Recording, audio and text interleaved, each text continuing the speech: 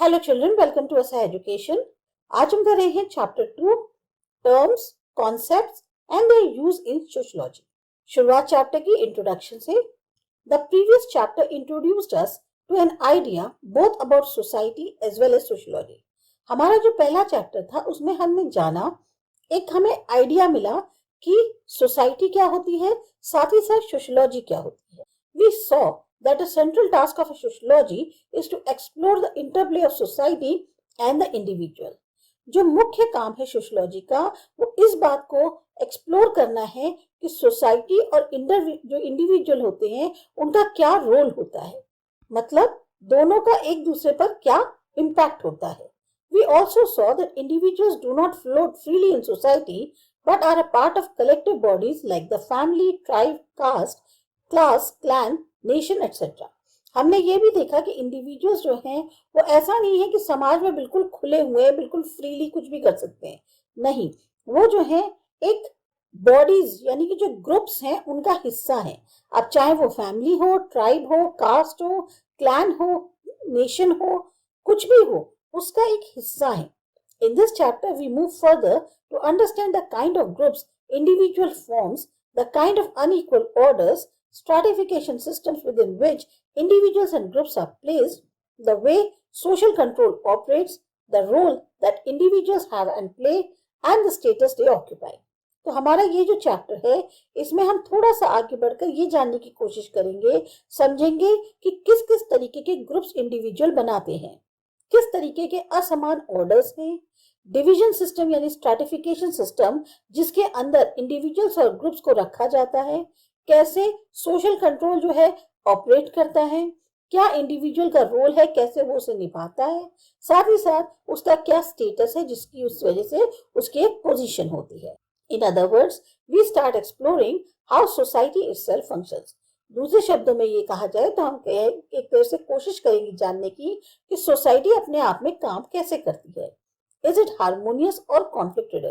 क्या इसमें शांति बनी रहती है या इसमें मतभेद भी होते हैं? Are status and roles fixed? क्या जो लोगों का स्टेटस है या जो उनका रोल है वो पूरी तरह से फिक्स्ड है? How is social control exercise? जो सोशल कंट्रोल है वो कैसे उन लोगों पे अपनाया जाता है? What kinds of inequalities exist? क्या असमानताएं जो है वो एग्जिस्ट करती हैं? The question however remains as to why do we need specific terms and concepts to understand this. अब सवाल यहाँ ये उठता है कि हमें क्या ऐसी कुछ खास टर्म्स की या कॉन्सेप्ट की जरूरत क्यों पड़ती है इन चीजों को समझने की।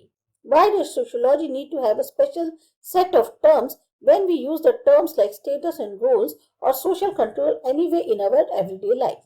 सोशलॉजी को क्यों जरूरत है कुछ खास तरह के टर्म्स के सेट की जब भी हम इन टर्म्स का इस्तेमाल करते हैं, जैसे स्टेटस हो गया, रोल हो गया या सोशल कंट्रोल हो गया हमारी रोज की जिंदगी में।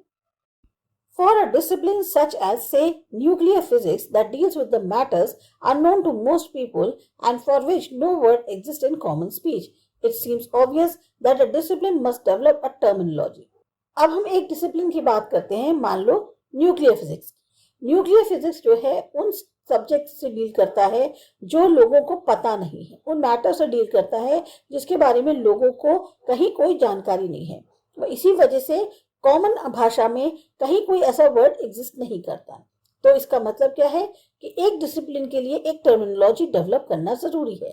However, terminology is possibly even more important for sociology just because its subject matter is familiar and just because words do exist to denote it। यहाँ पर टर्मिनोलॉजी जो है वो सोशलॉजी के लिए बहुत जरूरी है, इसलिए क्योंकि इसका जो सब्जेक्ट मैटर है उससे हम काफी हद तक फैमिलियर हैं, हम वाकिफ हैं और वर्ड्स जो हैं एग्जिस्ट करते हैं जिससे हम उसको डिनोट कर पाते हैं। We are so well acquainted with the social institutions that surround us that we cannot see them clearly and precisely। हम जो हैं इतने ज्यादा आदी हो गए हैं इन सामाजिक इंस्टीट्यूशंस के जिनसे हम घिरे हुए हैं कि हम उनको जो है ठीक से साफ साफ देख भी नहीं पाते या एग्जैक्टली उनको देख भी नहीं पाते हैं। For example, we may feel that since we live in families, we know all about families। अब हमारा जो है ये सोचना होता है हम एक परिवार में रहते हैं तो हमें सब परिवारों के बारे में पता है। This would be conflating or equating sociological knowledge with common sense knowledge और naturalistic explanation which we have discussed in chapter 1। अब यहाँ पर अगर हम इसकी तुलना सोशियोलॉजिकल नॉलेज की कॉमन सेंस नॉलेज से या नेचुरल तौर पे जो एक्सप्लेनेशन होता है उससे करें, जिसके बारे में हमने ऑलरेडी चैप्टर 1 में डिस्कस किया था। We also found in the previous chapter how sociology as a discipline has a biography or history. अभी हमने पिछले चैप्टर में ये भी जाना कि सोशियोलॉजी एक डिसिप्लिन है और उसकी एक बायोग्राफी भी होती है, हिस्ट्री भी है। We saw how certain material and intellectual developments shape the sociological perspective as well as its concern. कुछ खास तरीके के मटेरियल्स और कुछ ऐसी माइंडफुल डेवलपमेंट्स हैं जिसकी वजह से सोशियोलॉजिकल पर्सपेक्टिव को एक शक्ल मिली है, या उसकी जो हम लोग उससे संबंधित चीजें हैं उनको शक्ल जो है इन्हीं के थ्रू मिली है। Likewise, sociological concepts to have a story to tell. आप कहने को जो सोशियोलॉजिकल कॉन्सेप्ट्स हैं इनके बाद भी एक कहानी है आपको बताने के लिए। Many of the concepts reflect the concern of social thinkers to understand and map the social changes that the shift from pre-modern to modern entailed. बहुत सारे ऐसे कॉन्सेप्ट्स हैं जो आज के सोशल थिंकर्स हैं उनके कंसर्न को जो है दर्शाते हैं, ताकि जो सोशल चेंजेस हो रहे हैं यानी प्री मॉडर्न से मॉडर्न उसमें उसको समझने के लिए, उसको मैप करने के लिए। For instance, sociologist observe that simple small scale and traditional societies were more marked by close, often face-to-face interaction. अब सोशियोलॉजिस्ट का ये मानना है कि जो सिंपल स्मॉल स्केल या ट्रेडिशनल सोसाइटीज हैं उनको हम कैसे आंकते हैं, कैसे पहचानते हैं कि वो काफी क्लोज होती हैं और उनमें ज्यादातर फेस टू फेस इंटरेक्शन होता है। And modern large scale societies by formal interaction, वही जो बड़ी बड़ी सोसाइटीज हैं वहां पर इंटरेक्शन जो है जस्ट नाम मात्र होता है। They therefore distinguish primary from secondary groups, community from society or association. इसीलिए उन्होंने जो है एक डिफरेंस किया है, प्राइमरी को सेकेंडरी ग्रुप से अलग करके देखा, कम्युनिटी को सोसाइटी या एसोसिएशन से। Other concepts like stratification reflect the concern that sociologists had in understanding the structured inequalities between groups in society. और कुछ कॉन्सेप्ट है जैसे स्ट्रैटिफिकेशन का मतलब हुआ डिविजन। ये क्या दर्शाता है कि सोशियोलॉजिस्ट जो है इस बात को लेकर कंसर्न है, उनको समझने में थोड़ा सा जैसे समाज के अंदर जो ग्रुप्स बने हुए हैं वो इस तरीके से बने हुए हैं कि हर एक के स्ट्रक्चर में कुछ ना कुछ इनइक्वालिटी है, उस चीज को समझने के लिए स्ट्रैटिफिकेशन टाइप के कॉन्सेप्ट्स की जरूरत पड़ती है। कॉन्सेप्ट्स अराइज इन सोसाइटी, ये सारे कॉन्सेप्ट कहाँ से निकलते हैं? सोसाइटी में से। However, just as there are different kinds of individuals and groups in societies, so there are different kinds of concepts and ideas.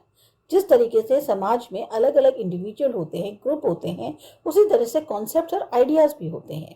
And sociology itself is marked by different ways of understanding society and looking at dramatic social changes that the modern period brought about. Sociology अपने आप एक पहचानी किससे जाती है कि उसको समाज को समझने के जो अलग अलग तरीके वो अपनाती है। साथ ही साथ ये जो मॉडर्न पीरियड जिसमें आज हम रह रहे हैं, इसको आने के कैसे कैसे ड्रामेटिक सोशल चेंजेस हुए, सामाजिक तौर पे बदलाव हुए, उसको भी समझना एक तरह से सोशियोलॉजी है। We have seen how even in the early stages of sociology emergence, there were contrary and contesting understandings of society.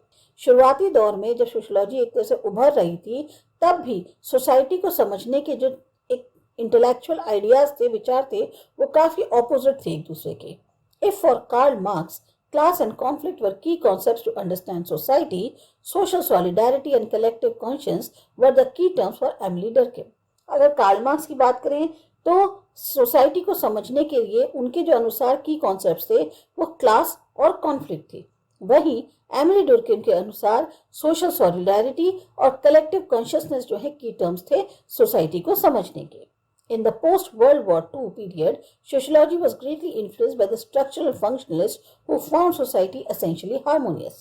जब वर्ल्ड वॉर 2 हो चुका उसके बाद सोशलॉजी जो है उसको कितना ज़्यादा प्रभावित किया जो है, जिस तरह के स्ट्रक्चरल फंक्शनलिस्ट एक्ट करते थे उनको जो है सोशलॉजी काफ़ी प्रभावशील लगी, क्योंकि उन्होंने ये पाया कि सोसाइटी जो है काफ़ी शांतिपूर्ण है। They found it useful to compare society to an organism where different parts have a function to play for the maintenance of the whole. उन्होंने ये पाया कि अगर हम सोसाइटी की तुलना एक ऑर्गेनिज्म से करें जिसमें अलग अलग पार्ट्स होते हैं प्ले करने के लिए, तभी जो है पूरी on the whole society maintain रहती है। Others, in particular, the conflict theorists influenced by Marxism, saw society as essentially conflict ridden. वही खास तौर से मार्क्सिज्म जो थे, जो एक कॉन्फ्लिक्ट थ्योरिस्ट माने जाते हैं, वो देखते थे कि सोसाइटी जो है वो मेनली कॉन्फ्लिक्ट बेस्ड ही है. Within sociology, some tried to understand human behavior by starting with the individual, that is micro interaction. Sociology के अंदर ही कुछ लोगों ने समझने की कोशिश करी ह्यूमन बिहेवियर को, और उन्होंने शुरुआत उसकी इंडिविजुअल से करी, यानी जो एक इंटरेक्शन बहुत ही छोटे लेवल पे होता है. Others began with macro structures such as class, caste, market, state और even community. अब वही दूसरों ने क्या की, बड़े बड़े स्ट्रक्चर्स को जो है एक तरह से स्टडी करने की कोशिश करी कि क्लास, कास्ट, मार्केट, स्टेट या कम्युनिटी को. Concept such as status and role begin with the individual. कोई भी कॉन्सेप्ट होगा, चाहे स्टेटस संबंधित हो, रोल संबंधित हो, उसकी शुरुआत इंडिविजुअल से होती है. Concepts such as social control or stratification begin from the larger context within which individuals are already placed. और यही जो कॉन्सेप्ट है सोशल कंट्रोल के, स्ट्रैटिफिकेशन के, इनकी शुरुआत तब होती है जब इंडिविजुअल्स को जो है उन ग्रुप्स में या उन कॉन्सेप्ट्स में रखा जाता है. The important point is that these classifications and types that we discussed in sociology help us and are the tools through which we can understand reality. सबसे मुख्य पॉइंट ये है कि जो क्लासिफिकेशन या जो टाइप्स जिसके बारे में हम बात कर रहे हैं सोशोलॉजी के अंदर, ये काफ़ी मदद करते हैं, या ये हम इनको टूल्स मान सकते हैं जिससे हम सच्चाई को समझ पाएं. They are keys to the open locks to understand society. हम इन्हें एक तरह की ताले की चाबी मान सकते हैं, तभी हम समाज को समझ पाएंगे. They are entry points in our understanding, not the final answer. ये शुरुआत मान सकते हैं, ना कि फाइनल आंसर समझने के लिए. But what if the key becomes rusted or bent or does not fit the lock or fits in with effort? पर अगर यही चाबी जो है जंग लग जाए, मुड़ जाए, लॉक में फिट ना हो या उनकी कोशिशों में सही ना बैठे, इन such situations we need to change और modify the key. ऐसे में क्या करोगे? आप अपनी की को जो है चेंज करोगे या उसमें थोड़ा बदलाव करोगे. In sociology, we both use and constantly interrogate or questions the concept and categories. तो सोशलॉजी के अंदर हम इस्तेमाल भी करते हैं और लगातार क्वेश्चनिंग भी करते रहते हैं कॉन्सेप्ट्स पर और कैटेगरीज पर. Very often there is considerable unease about the coexistence of different kinds of definitions or concepts or even just different views about the same social entity. काफी हद तक अनईज सा फील होता है जब अलग अलग तरीके की डेफिनेशंस, कॉन्सेप्ट या अलग अलग तरह के व्यूज जो हैं सेम सोशल बॉडी पे जो हैं एग्जिस्ट करते हैं. For example, conflict theory versus the functionalist theory. अब कॉन्फ्लिक्ट थ्योरी भी है, फंक्शनलिस्ट थ्योरी भी है. This multiplicity of approaches is particularly acute in sociology and it cannot be but be otherwise, for society itself is diverse. अब ये जो मल्टीसिप्लिसिटी है approaches की, ये खास तौर से एक्यूट मानी जाती है सोशलॉजी के अंदर, और हो भी नहीं सकता इसके अलावा, क्योंकि सोसाइटी अपने आप में ही बहुत ज़्यादा डाइवर्स है. In our discussion on the various terms you will notice how there is divergence of views. अभी हम जो डिस्कस करेंगे अलग अलग टर्म्स में, तब तक हमें समझ में आ जाएगा कि किस तरीके से विचारों में भी कितनी ज़्यादा भिन्नता होती है, and how this very debate and discussion of differences helps us understand society. और यही जो डिबेट होती है, डिस्कशंस होते हैं डिफरेंसेस के ऊपर, इससे मदद मिलती है सोसाइटी को ज़्यादा बेहतर तरीके से समझने में.